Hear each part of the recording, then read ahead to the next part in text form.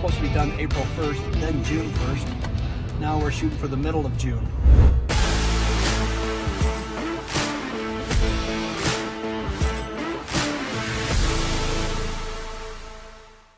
We're at the point where the painters should be starting, and we're going to be going over some of the mirrors designs, laying that out in the master bathroom. We're going to meet the painter and go over a couple issues. I'm going to show him where he must have had a dog in the house because it got up on the windowsill and scratched it, so he's got to touch that up. He's gone through the whole house looking for things like that, but this one must have gotten missed.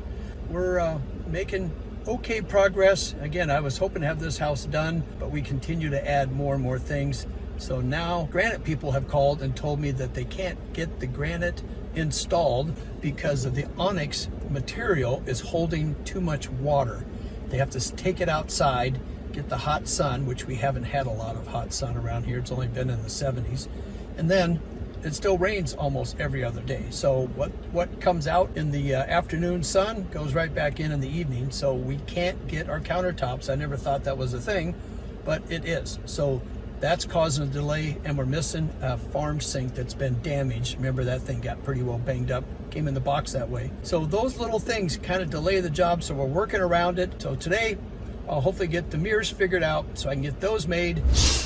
All right, starting the floors, right? Is that product there for the heated floors, or it does both? It's also the underlayment? So it's an underlayment and it's a heated floor. Okay. And they actually offer this just a regular underlayment that's half the thickness, but this underlayment has this grid pattern that allows us to run wire back and forth through the areas that we want heated. Okay. And it actually offers what we call a coupling membrane, which helps with when the house shifts back and forth, you don't have cracks develop in your tile. It doesn't transfer through. Doesn't transfer through because these waffles are actually hollow, and they'll shift back and forth a 32nd of an inch to allow movement with the house, as opposed to a solid floor like you would see in the 90s. Yeah. Where the entryways, or at the beginning of a bathroom, or on a seam like this on our plywood, would actually develop a crack. Gotcha. So this is some good stuff. So it's, yeah. It offers basically three aspects: your underlayment, crack isolation, and heat all in one product. Here we go. It's getting better and better all the time. Yeah.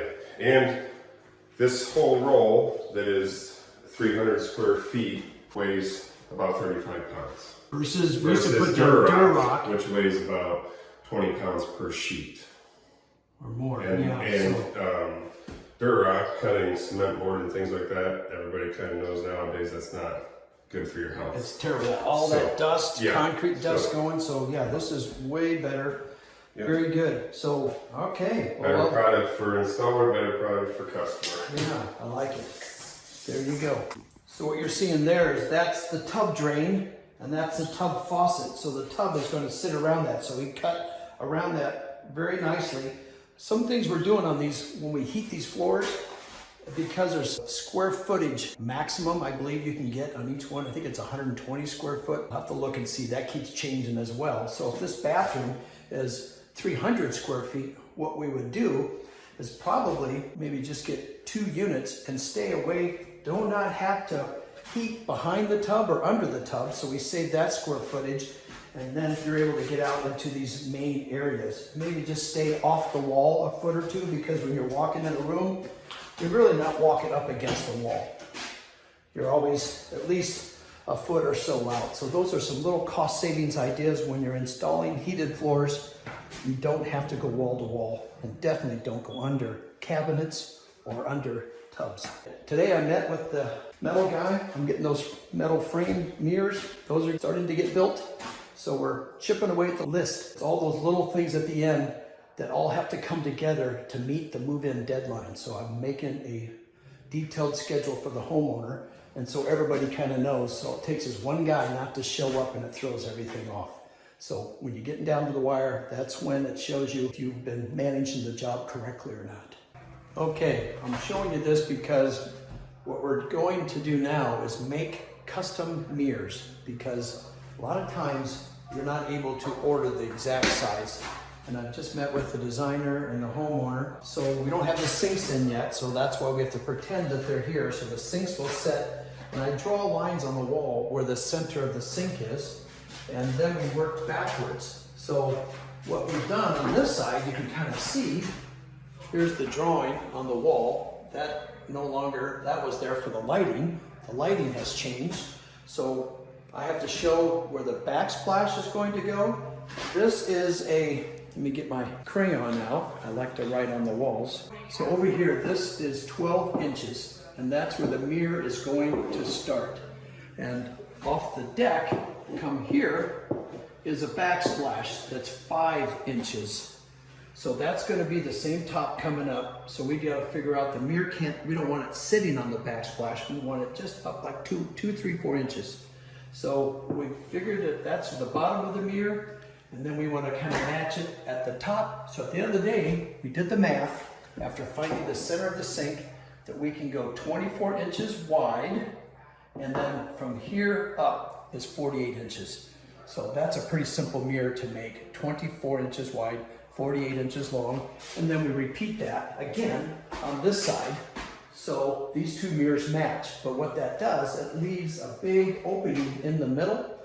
And so to keep the consistency, what we're going to do is, remember there's 12 inches from this corner, and then we also have 12 inches, I'll kind of wing it, it's probably pretty close. There's 12 inches of drywall, and then the mirror will start right here. So we're going to do that 12 inches again. I'm going to come about right here, add 12 inches of drywall, and then start the mirror. We'll come across the bottom, and here I've already measured 12 inches. So what I did, I measured between this line, and it ended up being 37 inches. And I'll still go 48 inches tall. So I'll make sure that I get that approved. That seems to be the dimensions that all work in here, keeping it symmetrical. The 12 inches allows us to put a light right in here, and we'll be able to put a light right here. So light.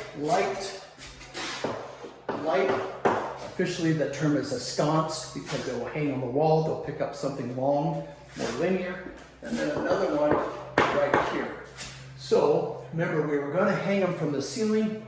That's getting patched, and now we're going to go back to, here we go. I can't stop drawing on the wall when I have this. So each mirror over the sink is 24 inches wide, 48 inches tall, and then we're going to have a big one in the middle. So that's the sink. There's the sink.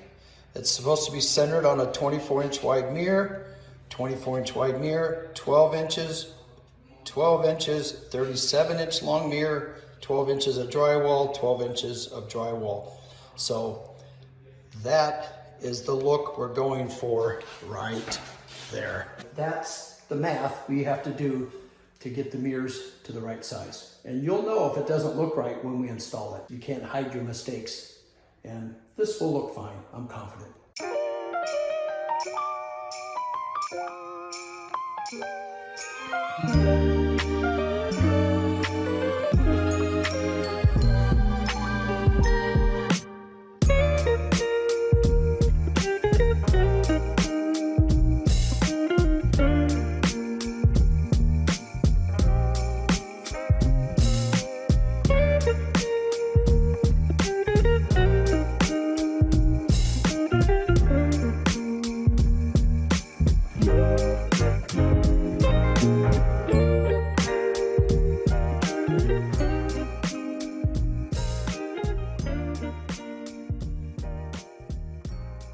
Okay, this is a good opportunity for me to show you when they put down the subfloor for the tiles, and the blue lines going through as all the wires for the heated floor. And you'll see over here, the yellow is where the tub's going, and you will not see any blue in there because it doesn't make sense, like I said, to put heated floors where you're never going to walk. Plus, there's a limited amount of wire coverage that you can put in on one system. So they also run right up to the countertop. We don't go underneath it. So it's in front of the shower, and we stay away from like floor registers. But now they're ready to start installing tile floors.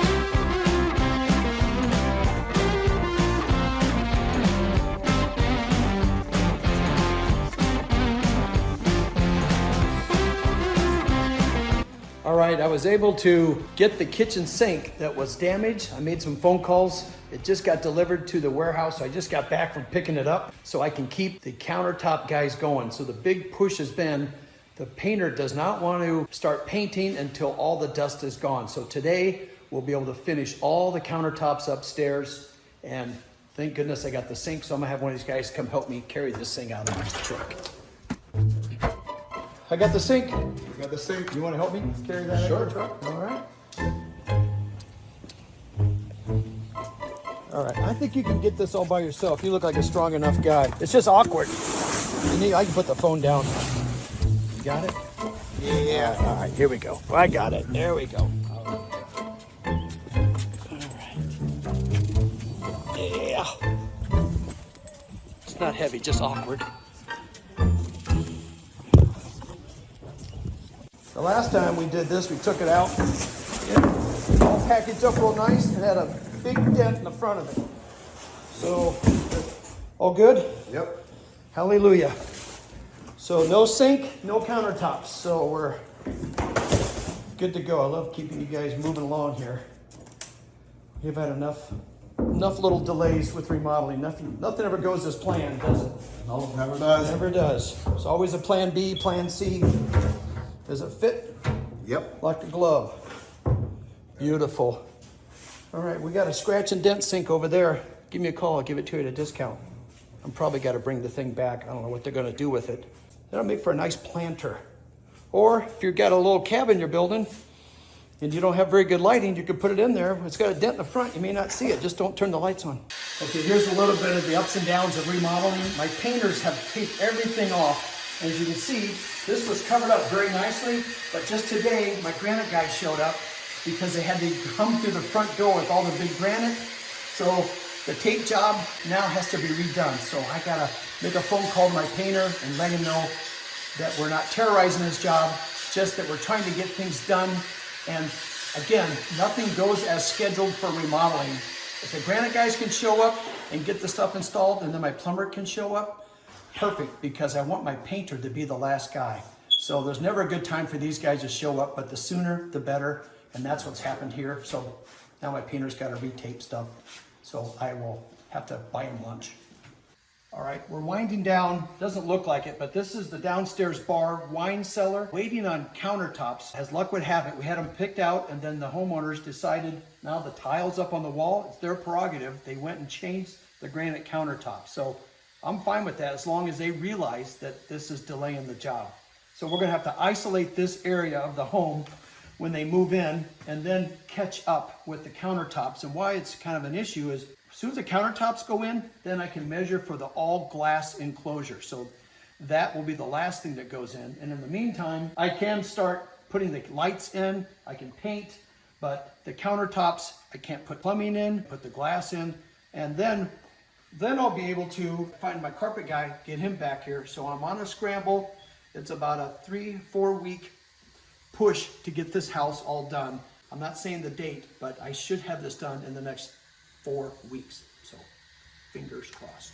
Had Alex call in for all the materials that he needs to frame in that garage storage area. It's hard to think of all the stuff that you need. So I'm running to the lumber yard because we missed the green treated sill plate. What that is, you cannot put regular lumber on concrete. It's got to be the green treated. It's called CCA. It's important to have, but it's stopping them from framing their walls. So that's where I'm off to the lumber yard, pick up some glue and a couple more pieces of material so I can keep these guys working. I'll be glad to drive around town and help out where I can. Especially this is fairly close to the job, so I'm off to the lumber yard. This is that supersized lumber yard that everything's indoors. It's kind of nice, especially on a warm day like today. And those cold winter days where we've been here where it's snowing or freezing outside. So, okay, this shouldn't take long. I don't want to jinx myself. Okay, so they come in, they give me a sheet of paper with what I'm picking up. They have a copy, and now I drive around while they go in their forklift and pick up the materials. So now it's hurry up and wait.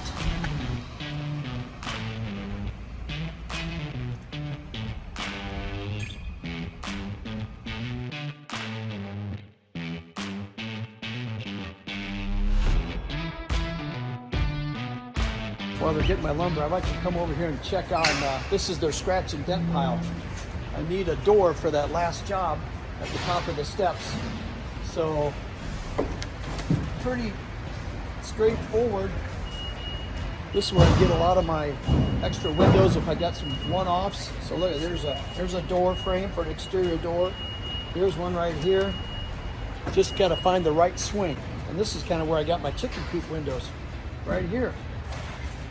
All right, looks like I need to come back and do a little more shopping. I'm gonna be building a barn soon. Okay, on the road again. That didn't take very long at the lumber yard. My job site's probably just 4 miles away. I gotta get this job done in the next 2.5 weeks.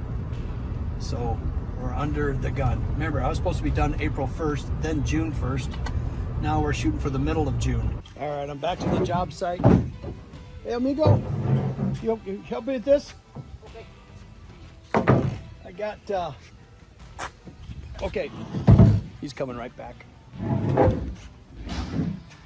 I'll take the light one. Oh, for me, the worst part of construction is picking up stuff and delivering it, where I have to carry it. Shoot, just tore my pants. My wife is gonna be so angry. All right, I'm at my remodel job, and one of the side jobs we wanted is she uses this garage as part of her business, and she wants more storage. So we're framing in a lower level. We took the dimensions and split it right down the middle. And what's nice about this garage is that it's got an extra high ceiling over the area that we're building. So we'll have about 8 foot below and like 7 foot up above. And another thing we're considering is maybe put one of those elevator lifts that I put in Claire's garage that we'll put in the corner to raise stuff up.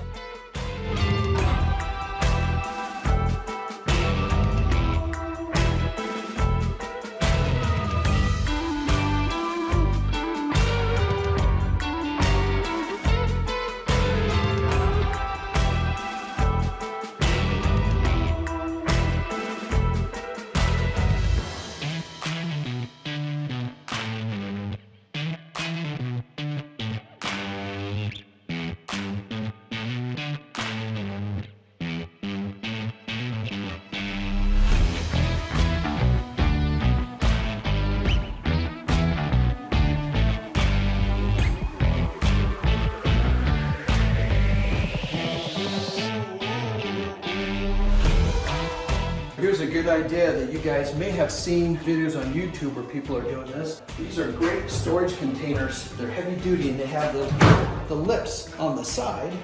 So what my framer did with the homeowner's permission, and they got these storage bins, and that's going to be the standard. And then we built all of this shelving. So they're able to get 1, 2, 3, 4, and then another one on the floor. 5 tall, so it's a great use of space. And I'm standing on the second floor of a storage area we put in the garage. This home happens to have a very high ceiling in the garage, which typically is useless. So we built a 2-story storage area, and we also have it roughed in for a future on this floor is an elevator lift. If they ever wanted to add that, they can actually get a lift. It will handle up to 250 pounds. So you can put these crates on them, hit a button, and it comes up. It's called VersaLift. We're waiting right now due to budgets, just seeing if they need that. Maybe in time they will, but That way you've got a very efficient way to get things up and down without going up and down a ladder. This here is a access door, and we can get up by a ladder, and we also have it set up that if we wanted to add a set of steps that we can. So I thought you guys would enjoy that.